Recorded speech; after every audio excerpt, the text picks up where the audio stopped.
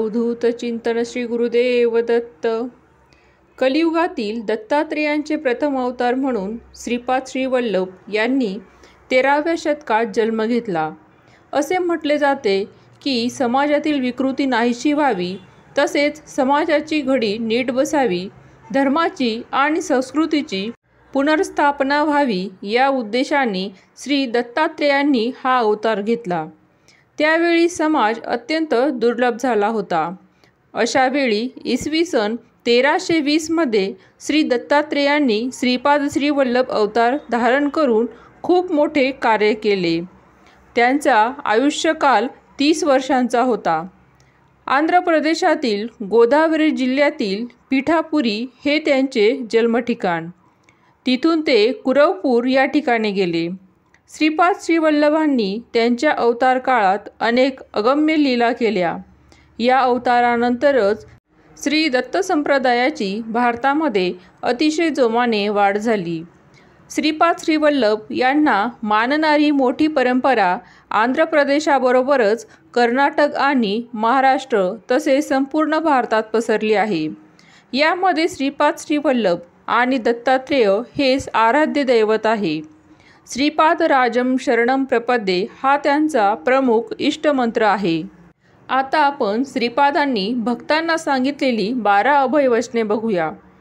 पहिलं अभयवचन म्हणजे माझ्या चरित्राचे पारायण होत असलेल्या प्रत्येक स्थळी मी सूक्ष्म रूपाने राहतो.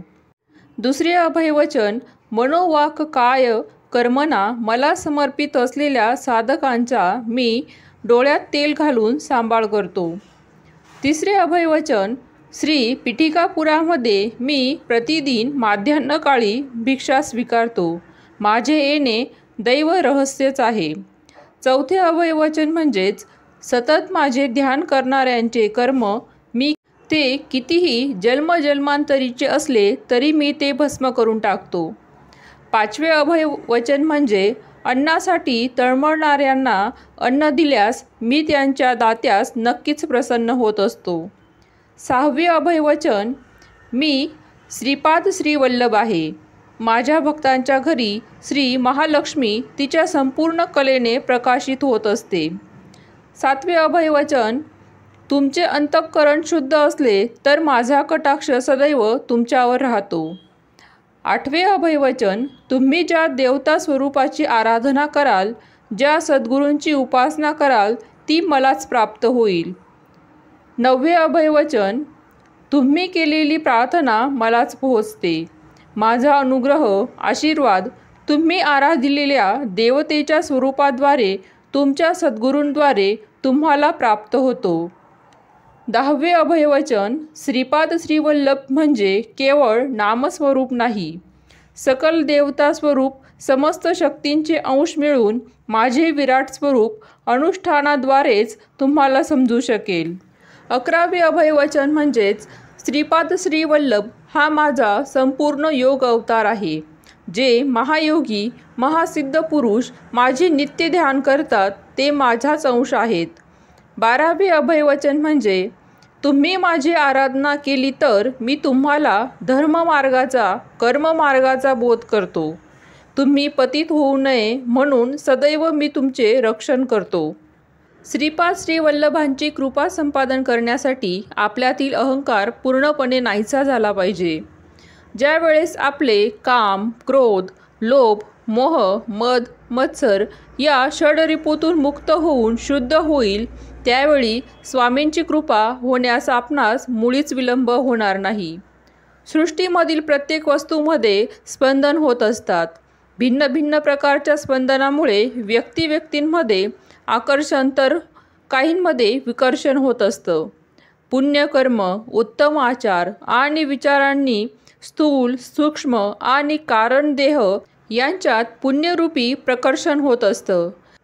श्रीपाद श्री वल्लभ म्हणतात की तुम्ही पृथ्वीवर असताना दान धर्म केलं असतं तर एका दाण्यासाठी 1000 दाणे आमच्याकडून तुम्हाला मिळाले असते. परंतु तुम्ही कोणाला काही दान दिले नाही तेव्हा तुम्हाला आम्ही काहीच देऊ शकत नाही. पुढे श्रीपाद श्री वल्लभ सांगतात ब्राह्मण सत्यनिष्ठ असावा, क्षत्रिय धर्मबद्ध असावा, वैश्यांनी व्यवहार करावा, व्यापार, गायीचे रक्षण, क्रय विक्रय आदी व्यवहार करावे. क्षुद्रांनी प्रेमस्वरूप राहून सेवा करावी. भगवंताच्या भक्तीसाठी मात्र वर्ण, जात, कुळ, श्रीमंत गरिबी, स्त्री पुरुष असा कोणताही भेदभाव नसतो. भगवंत भक्तांचा केवळ प्रेमभाव, श्रद्धाभाव, दृढ विश्वास बघत असतो. मानव कोणत्याही वर्णात जन्माला आला तरी त्याने स्वधर्मानुसारच कर्म केले पाहिजे. श्री दत्तप्रभू हे अल्पसंतोषी आहे. थोड्या सेवेवर ते आपल्या भक्तांना प्रसन्न होतात आणि अमाप फळ देत असतात. श्री दत्तांच्या नावाने कोणीही व्यक्तीस अन्नदान केल्यास जर ही व्यक्ती योग्य असल्यास त्या अन्नदानाचे विशेष असे फळ आपल्याला मिळत असते. इच्छित वस्तूची समृद्धी म्हणजेच लक्ष्मीचा कृपाकटाक्ष असतो. पुढे श्रीपाद श्री वल्लभ सांगतात, श्री पीठिकापूर सुद्धा माझे अत्यंत प्रिय स्थान आहे. माझा जन्म कर्म अत्यंत दिव्य आहे. ते एक गोपनीय रहस्यच आहे. श्रीपाद प्रभू सर्वात प्रथम आपल्या भक्तांचे कासवाच्या पिलाप्रमाणे पालन करत असतात. कासव आपल्या पिलापासून कितीही दूर असले तरी त्यांच्या विचार तरंगानेच त्या पिलाचे रक्षण होते. थोडी उन्नती झाल्यावर मांजराच्या पिलाप्रमाणे ते भक्तांचे रक्षण करत असतात, पालन करत असतात. दुसरी सगळी चिंता सोडून निरंतर माझेच ध्यान करणाऱ्यांचा मी दास होतो असे श्रीपाद प्रभू सांगत असतात. कोणी कितीही मोठा असला तरी पूर्वजन्म कर्मफल अनिवार्यच असते. कर्मानुसार फळही भोगावीच लागत असतात. सगळी सृष्टी शासनाचे उल्लंघन न करत चालत असते. श्रीपाद प्रभू सांगतात, दान करताना माणसाने अहंकाररहित होऊन दान करावे, तेव्हाच त्याचे चांगले फळ असे मिळत असते. श्रीपाद श्री वल्लभ सांगतात, कर्माचा प्रभाव अत्यंत सूक्ष्म रीतीने काम करत असतो. या सत्याची जाणीव होऊन जीवाने सदैव सत्कर्मच केले पाहिजे. दुष्कर्म कधीही करू नये. मानव आपण केलेल्या पापपुण्याचे गाठोडे घेऊन जन्मजन्मांतराच्या कर्मप्रवाहात वाहत जात असतो. मरतेवेळी या संकल्पाने प्राणत्याग होतो. त्याला अनुसरून दुसरा जन्म मिळत असतो. या जगातील लोकांनी संकल्परूपाने पापकर्म केल्यास पापांचे फळ प्राप्त होत असते. संकल्पाने पुण्यकर्म केल्यास पुण्यकर्माचेच फळ त्याला प्राप्त होत असते.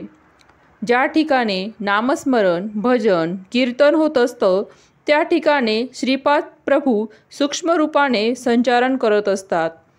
हे अक्षर सत्य आहे. भाजलेल्या बीजांचे पुनरंकुरण न होणे हा सृष्टीचा धर्म आहे.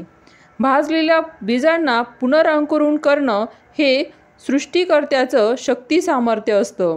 श्रीपाद श्री वल्लभ सांगतात, अवतारी पुरुष जन्माला यायचे म्हणजे त्या वंशात पूर्वीच्या 80 पिढ्यांनी पुण्यसंचय केलेला असतो. तसेच अवतारी पुरुषांचे गुरु होणाऱ्या व्यक्तीस वंश परमपवित्र पुण्यवान असावा लागतो. या सृष्टीमध्ये प्रत्येकजण हा सेवकच असतो. मी जेव्हा प्रसन्न होतो तेव्हा त्या सेवकाला सेवेचे जास्तीत जास्त फळ प्रदान करत असतो, परंतु अप्रसन्न झाल्यास सेवेचे कमीत कमी फळ असे देत असतो. ब्रह्मदेवांनी लिहिलेल्या प्रारब्धास कोणीही बदलू शकत नाही, परंतु श्री दत्तप्रभूंच्या भक्तांसाठी मात्र श्री दत्त ब्रह्मदेवांना आदेश देऊ शकतात.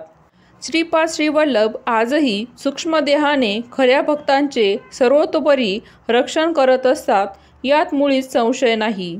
आशा आहे व्हिडिओमध्ये श्रीपाद श्री वल्लभांचे 12 वचने व त्यांच्याविषयी दिलेली माहिती तुम्हाला आवडली असेल. तर लाईक करा, शेअर करा, सबस्क्राईब करा. धन्यवाद.